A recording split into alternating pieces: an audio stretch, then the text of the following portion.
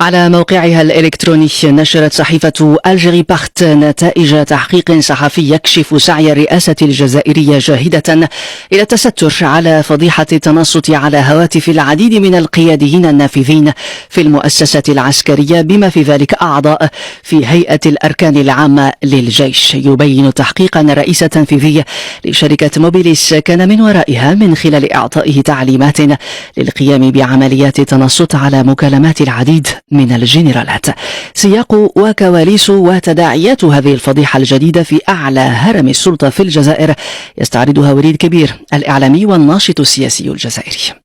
فضيحة التصنت على قيادات الجيش من طرف جهات داخل رئاسة الجمهورية يؤكد على هناك تصدع داخل نظام الحكم.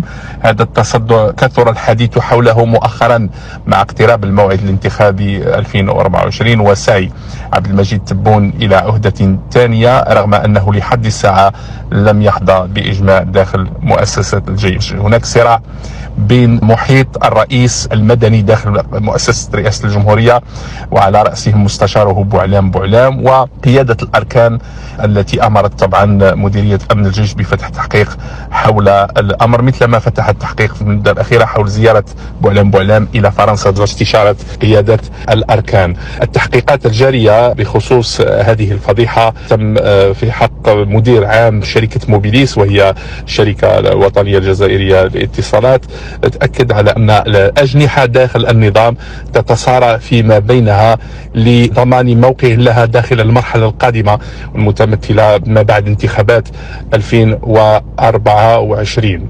استمعنا للإعلامي وليد كبير والناشط السياسي الجزائري وقد كان في حوار مع يوسف النعماني.